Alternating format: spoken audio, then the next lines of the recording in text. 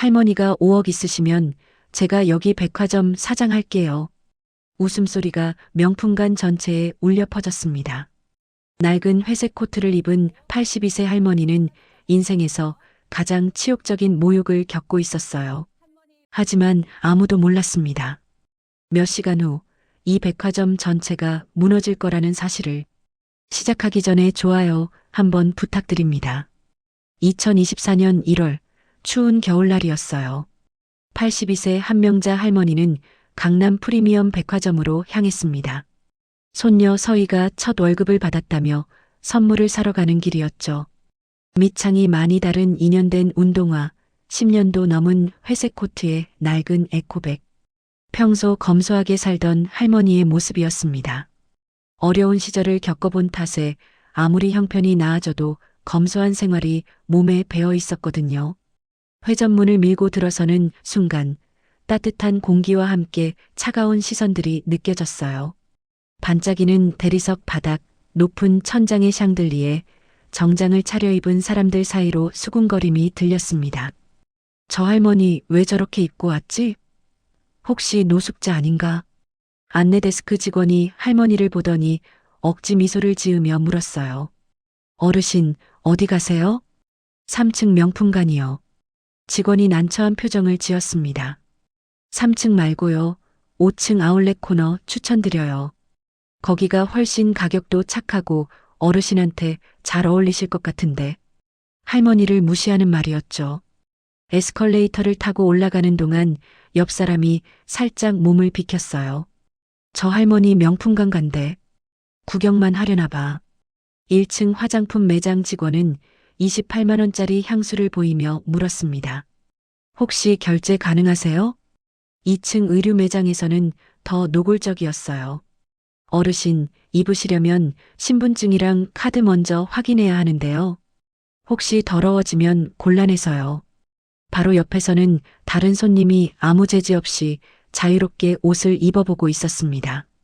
할머니에게만 이런 차별을 한 거였죠. 가슴이 시렸지만 할머니는 포기할 수 없었어요. 손녀를 위한 선물은 꼭 사야 했으니까요. 3층 명품관은 진한 향수 냄새와 반짝이는 진열장들로 가득했어요. 명품 가방 매장 유리문을 열고 들어서자 이서진이라는 이름표를. 단 28살 직원이 할머니를 위아래로 천천히 훑어봤습니다. 처음에 미소가 사라지고 불편한 표정으로 변했죠. 어르신, 여기 예약하셨어요? 아니요, 그냥 가방 좀 보려고요. 여기는 예약 고객만 입장 가능한데요. 다른 고객들에게는 편하게 보세요라고 하면서 할머니에게만 완전히 다른 태도였어요. 할머니가 진열장 속 가방을 가리키며 물었습니다. 저 가방이요. 손녀 선물로 사고 싶은데 얼마예요? 이서진은 동료를 쳐다보며 작게 웃었어요. 저건요, 590만 원이에요. 할머니, 결제 가능하세요? 네, 카드 있어요. 카드요? 한도는 괜찮으세요? 할머니가 차분하게 대답했습니다. 5억까지는 쓸 수 있을 텐데요. 5억이요? 이서진이 크게 웃었습니다. 목소리가 점점 커져 3층 전체에 들릴 정도였죠. 매니저 박준혁까지 다가왔어요. 어르신, 혹시 드실 약이나 챙겨 드시는 게 있으신가요? 마치 할머니가 정신적으로 문제가 있는 사람처럼 취급하는 거였습니다. 할머니가 떨리는 손으로 지갑을 열었어요. 그런데 실수로 잘 안 쓰는 카드를 꺼냈습니다. 잔액이 거의 없는 카드였죠. 어머, 이것 봐요. 카드 거절이에요. 5억은커녕 590만 원도 없으시네요. 주변에서 웅성거리는 소리가 커졌어요. 아, 잠깐만요. 제가 카드를 잘못 꺼낸 것 같아요. 하지만 이서진이 할머니의 말을 끊었습니다. 할머니, 카드 여러 개 있다고 해서 돈이 많아지는 건 아니에요. 손이 떨려 카드들이 바닥에 우르르 떨어졌어요. 할머니는 바닥에서 카드들을 주워 올바른 카드를 건넸습니다. 이 카드로 다시 해주세요. 에휴, 또요? 이서진은 마지못해 카드를 받았지만 확인하는 척도 하지 않았어요. 단말기에 제대로 넣지도 않고 허공에서 몇 초 기다렸다가 말했습니다. 이것도 안 되네요. 하지만 할머니는 봤어요. 단말기 화면은 대기 화면 그대로였습니다. 카드를 제대로 넣으셨어요? 할머니, 저 바빠요. 카드 2번이나 확인해 드렸잖아요. 그리고 이서진이 주변을 둘러보며 큰 소리로 외쳤어요. 할머니가 5억 있으면요. 제가 여기 백화점 사장할게요. 시간이 멈춘 것 같았습니다. 주변의 모든 사람이 웃었어요. 박준혁이 거들었죠. 어르신, 정말 괜찮으신가요? 혹시 길 잃으신 건 아니고요? 어르신, 이제 그만 가세요. 경비 아저씨 불러야 할까요? 할머니가 조용히 말했습니다. 좋습니다. 그럼 저는 이제 가겠습니다. 하지만 곧 다시 오겠습니다. 그때는 좀 다른 모습일 거예요. 네네. 언제든지 오세요. 할머니가 5억 있으면 제가 백화점 사장 될게요. 약속? 백화점 밖 벤치에 앉은 할머니는 지갑을 열었어요. 다온그룹 한명자 회장이라고 새겨진 카드를 보며 전화를 걸었습니다. 30분 안에 백화점 정문 앞으로 오세요. 모든 임원진을 데리고 오라고 했습니다.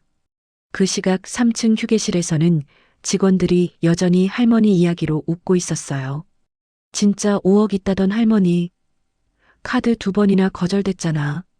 이서진은 웃으며 오늘 있었던 일을 자랑하듯 떠벌리고 있었습니다.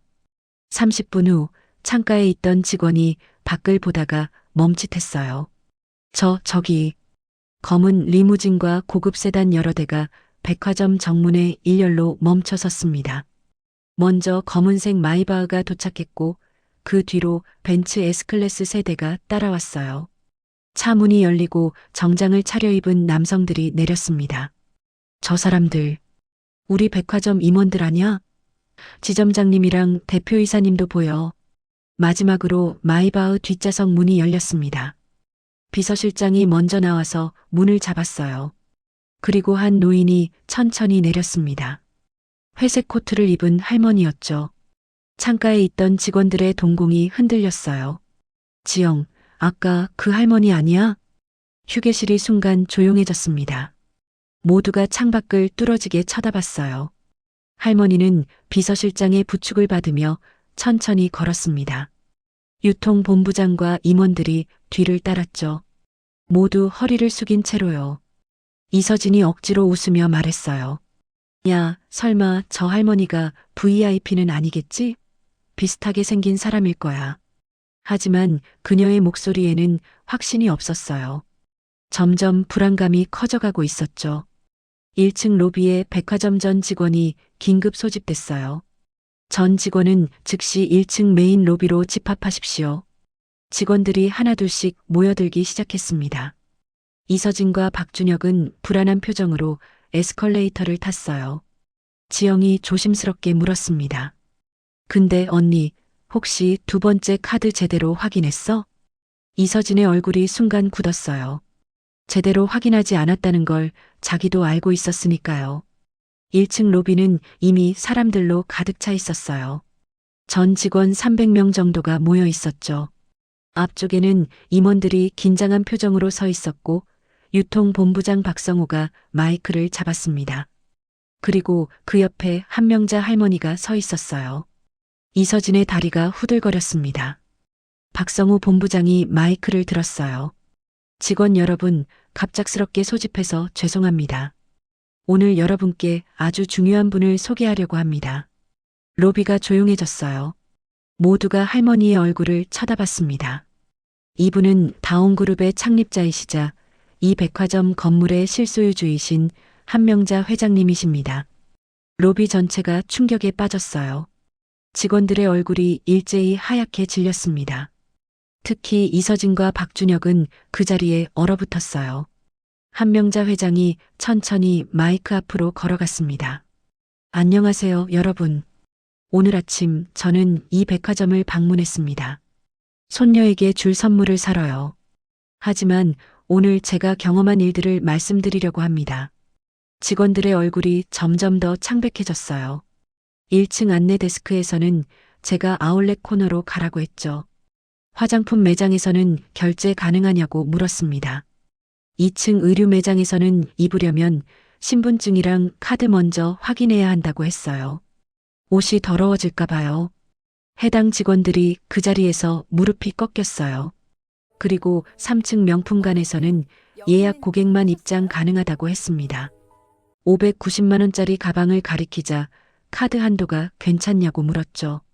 첫 번째 카드가 거절되자 제 앞에서 크게 웃었습니다. 두 번째 카드를 드렸더니 제대로 확인조차 하지 않았어요. 이서진이 그 자리에서 무릎을 꿇었습니다.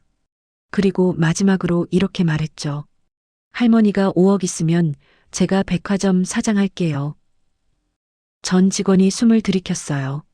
이서진은 이미 바닥에 주저앉아 있었습니다.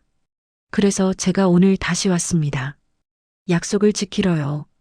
박성우 본부장이 앞으로 나왔어요. 이 프리미엄 백화점은 다온그룹이 51%의 지분을 보유하고 있습니다. 건물 소유권은 100% 다온그룹 소유입니다. 그리고 주요 명품 브랜드 15개의 입점 계약 모두 다온그룹의 보증으로 진행된 것입니다. 직원들이 경악했어요. 한명자 회장이 말을 이었습니다. 오늘부로 이 백화점과의 모든 신규 투자를 중단합니다. 주요 브랜드 입점 계약 재검토에 들어가세요. 대표이사가 급하게 무릎을 꿇으며 외쳤어요. 저희가 잘못했습니다. 정말 죄송합니다. 대표이사님, 오늘 일은 단순히 저 개인에 대한 모욕이 아닙니다. 이것은 고객에 대한 기본적인 예의를 저버린 겁니다. 여러분은 겉모습만 보고 사람을 판단했습니다. 그리고 할머니는 지갑을 열어서 카드를 꺼냈어요. 다온그룹 한명자 회장이라고 새겨진 플래티넘 카드. 이 카드입니다. 이서진 씨가 제대로 확인하지 않은 카드. 한도 5억 원. 약속대로라면 당신이 백화점 사장이 되어야겠네요. 하지만 안타깝게도 이제 사장될 백화점이 없을 것 같네요. 그날 저녁부터 인터넷이 들끓기 시작했습니다. 노인 손님 조롱하던 명품관 직원, 알고 보니 건물주였던 할머니라는 제목과 함께 영상이 순식간에 퍼져나갔죠. 백화점의 매출은 전년 대비 40% 이상 떨어졌고 VIP 회원 탈퇴 요청이 하루에도 수십 통씩 쌓였습니다. 8개월이 흘렀습니다. 가을 어느 날 손녀 서희와 동네 작은 카페에 들른 한명자 회장. 카운터 뒤에서 누군가 고개를 들었습니다. 이서진이었어요. 예전에 화려한 명품 정장 대신 소박한 앞치마를 입고 있었습니다. 할머니의 얼굴을 본 순간 새하얗게 질렸죠. 회장님, 정말 죄송합니다. 이서진은 눈물을 닦으며 말했습니다. 어디에도 취직이 안 됐어요. 매일 후회했어요. 이제는 모든 손님께 진심으로 인사드려요. 할머니가 천천히 말했습니다. 이서진 씨, 사람은 누구나 실수해요. 하지만 그 실수를 인정하는 건 아무나 못하죠. 당신은 지금 그 어려운 일을 하고 있잖아요. 그리고 지갑에서 명함 한 장을 꺼내 이서진의 손에 쥐어주었습니다. 인생 살다 보면 힘들 때가 있어요. 그럴 땐 언제든 연락하세요. 도와줄게요. 당신은 이미 충분히 변했으니까요. 이서진은 명함을 두 손으로 꼭 쥐고 더 이상 말을 잇지 못한 채 고개를 숙였습니다. 카페를 나오며 서희가 할머니의 팔을 꼭 잡았어요. 그날 저녁 서희와 한강변을 천천히 걷는 할머니에게 손녀가 물었습니다. 할머니, 왜 용서해줬어요? 복수는 그 순간만 시원하지만 마음속엔 공허함만 남아. 하지만 용서는 나도 상대도 자유롭게 해줘. 며칠 뒤 그 작은 카페 앞을 지나가게 된 할머니. 창문 너머로 이서진이 한 노인 손님에게 허리를 깊이 숙여 인사하고 따뜻한 커피를 정성스럽게 건네주고 있었습니다. 82살 한명자 회장의 미소는 세상 어떤 보석보다 더 눈부시게 빛나고 있었습니다. 오늘 제가 깨달은 건 단 하나였습니다. 그날 가장 크게 변한 건 이서진도 백화점도 아닌 바로 저 자신이었어요. 돈과 권력보다 더 큰 힘은 결국 사람의 마음이었습니다. 그 마음이 움직이는 순간 기적은 아주 조용히 시작되더군요. 여러분은 어떻게 느끼셨나요? 더 많은 이야기, 더 큰 감동을 원하신다면 구독과 좋아요 부탁드립니다.